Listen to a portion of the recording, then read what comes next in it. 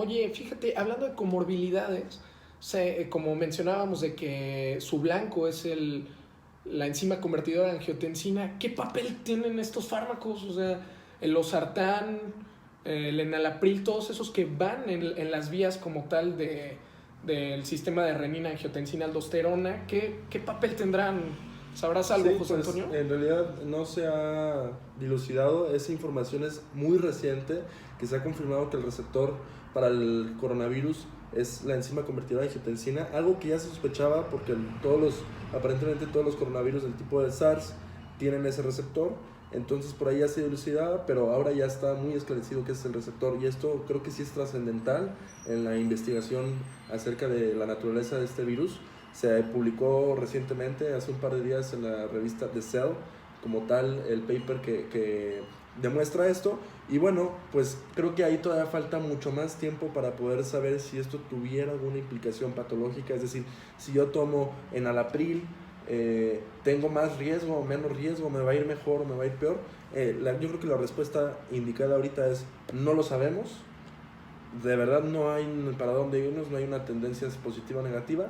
Quizá aparentemente aquellos que utilicen la enzima convertidora expresan más el receptor y eso pudiera aumentar las probabilidades de que tengan un outcome malo, ¿no? O desfavorable. Sin embargo, este es un razonamiento que fisiopatológicamente es adecuado, que no está basado en ninguna evidencia hasta el momento. Sí, tendremos que basarnos en evidencia, como bien dices, y digo, la tendencia de medicina es eso, medicina basada en evidencia.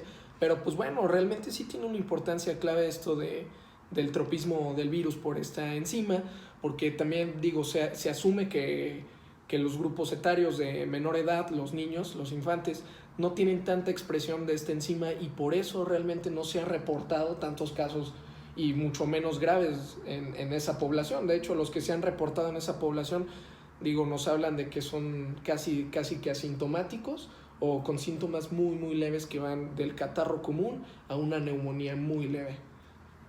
Así como también el caso de las diferencias con caucásicos y afroamericanos, nosotros sabemos que los afroamericanos son más propensos a la hipertensión, pero bueno, en este caso lo que se ha visto entonces es consistente con eso, con que ellos tienen un aumento en la expresión de la enzima convertidora, es que pudiera ser un papel que juegue, que tengan más riesgo también, ¿no?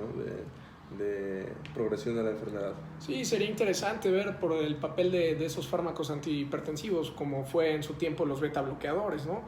Pero pues bueno, habrá que ver eso. Digo, también hay que esperar la vacuna. No sé si nos puedas platicar de eso un poco, mi Mario, qué importancia tenga o cuánto tiempo podremos hablar de una vacuna, qué se tiene que hacer para tenerlo, ya que le sabes mucho a lo de la industria farmacéutica y eso, viejo. Para tener una vacuna, pues principalmente un laboratorio tiene que ser el que lance la primera propiedad intelectual. Es así como esta vacuna pues puede tener una patente ya en forma universal. Si en una primera etapa empezó a haber este tipo de epidemia en países donde sí tenían todos los recursos, ¿qué va a pasar cuando en la segunda etapa, en la población vulnerable, entonces va a empezar a hacer un gasto de salud muy importante a nivel mundial?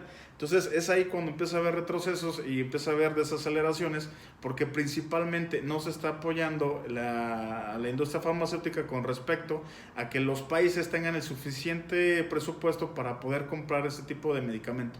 ¿En qué se convierte esto entonces? En números, y se convierte sobre todo en la protección al más vulnerable.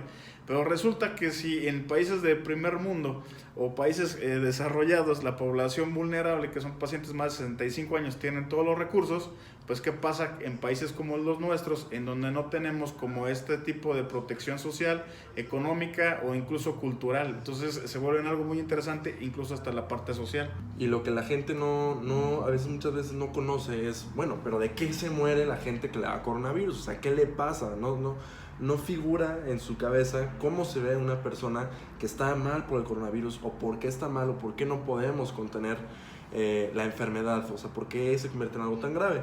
El síndrome de distrés respiratorio agudo es una respuesta inflamatoria generalizada en los pulmones que, si bien lo que hace es que disminuye la capacidad para el intercambio gaseoso, inflama todos los pulmones y estos literalmente van del 100% de su función al 0%. Por eso es muy importante hacer conciencia también de que se deben de entablar un adecuado protocolo para la ventilación mecánica de estos pacientes para que les vaya lo mejor posible, porque muchas veces el conectarlos al ventilador con toda la inflamación que ya tienen por la enfermedad que está generalizada dentro de los pulmones, al conectarlos el ventilador puede generar más inflamación si este no se programa de una forma adecuada.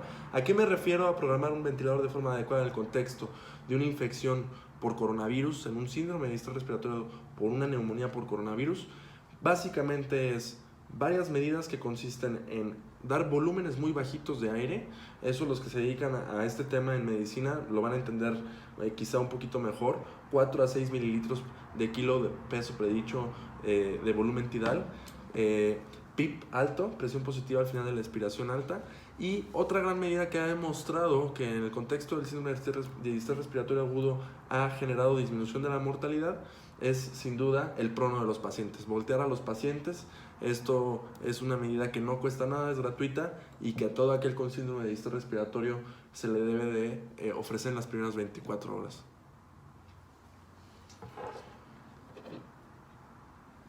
¿Listo? Bueno, ya, ¿no? Ah. De lujo, mi José. Muchas gracias. No, estuvo chido.